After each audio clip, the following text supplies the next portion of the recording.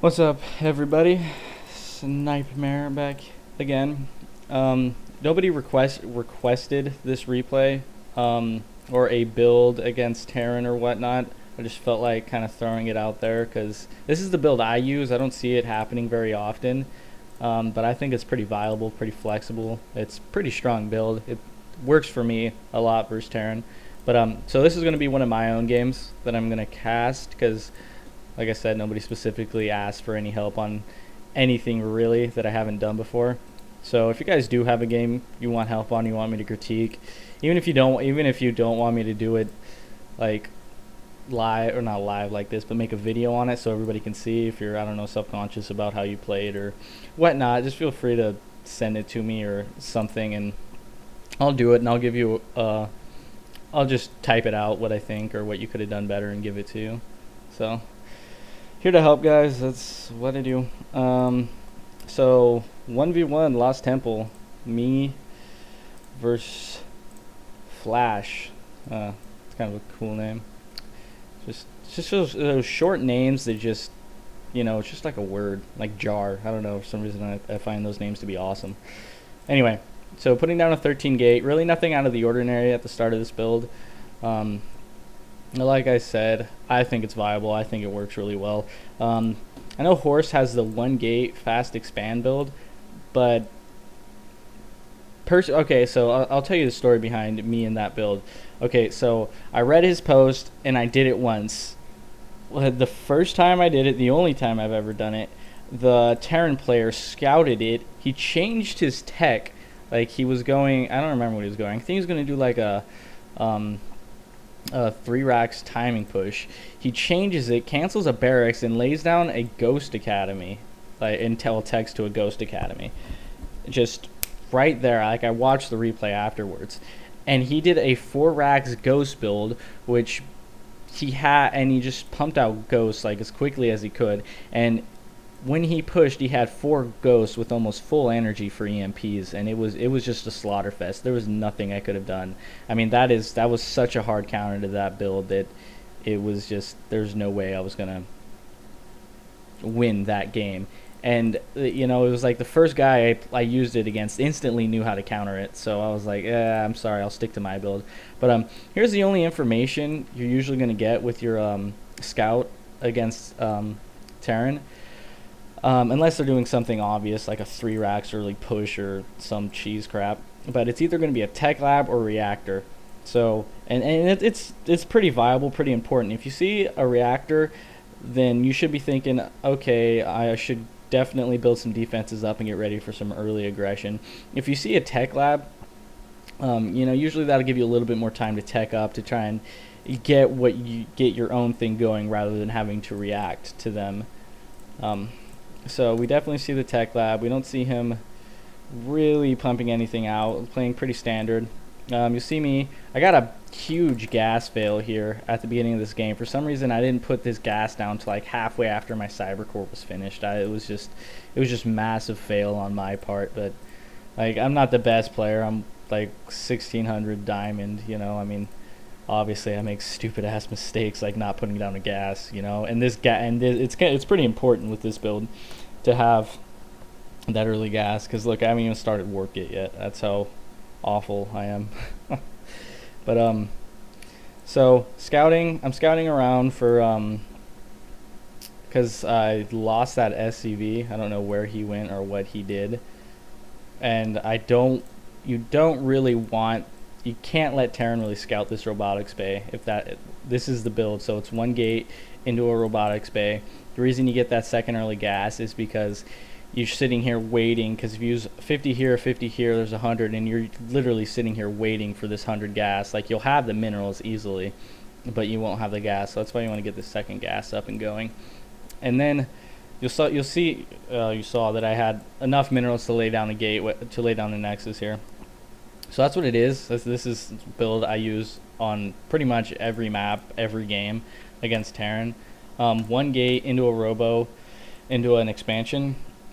The reason I find this just to be more viable and safer than the 1 gate expand, I mean, obviously it's not as fast, but it's still a really fast expansion. The reason I prefer this is it just seems to me, it seems like a safer, more solid build. You know, not only are you going to get this immortal out, usually by the time the first push comes, you're at least going to have one immortal out, and that's saving the, which gives me enough time to get from my front line back here to fend this off. So stemming up, like I said, stem up, come take out a building. Just barely canceled that immortal there, which would have been a waste of a ton of gas and minerals.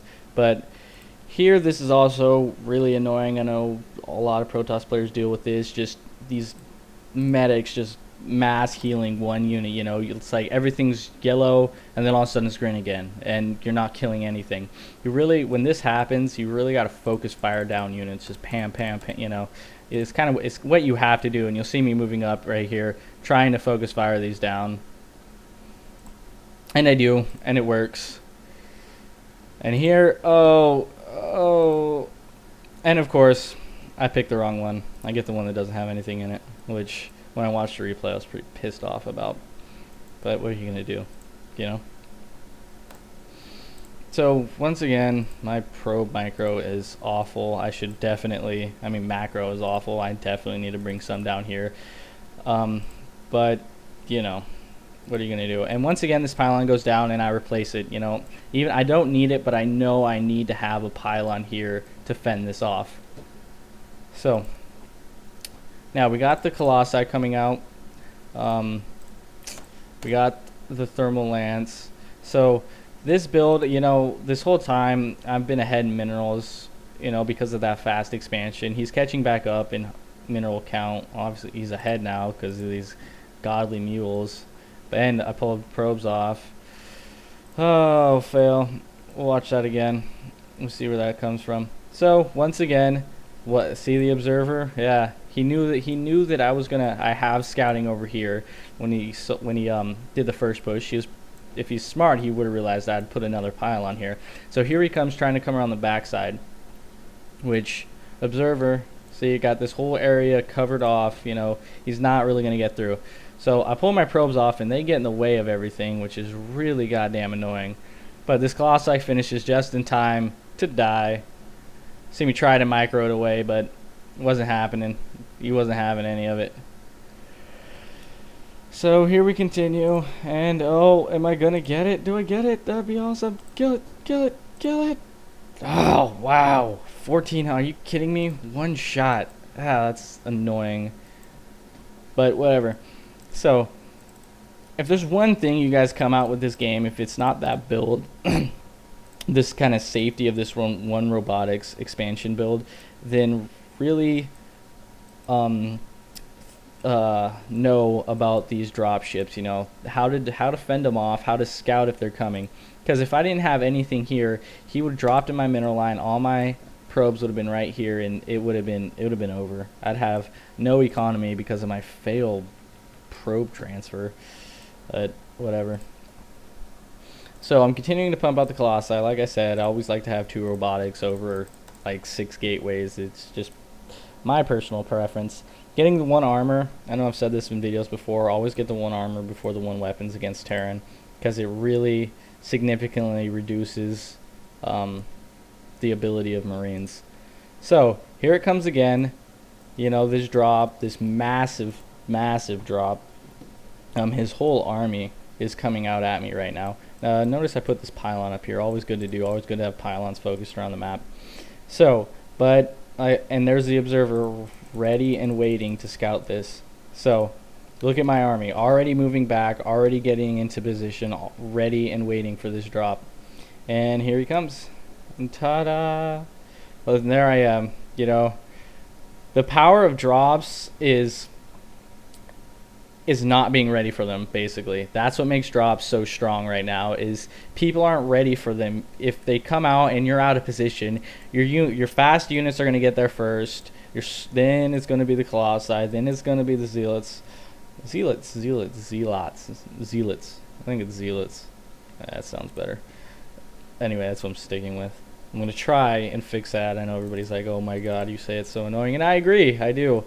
But so, and fending off drops is pretty big. I mean, You see how many units he just got roasted, how much he got fried, the medvacs that he lost. You know, that's not cheap. That's not a cheap just zergling run by, you know.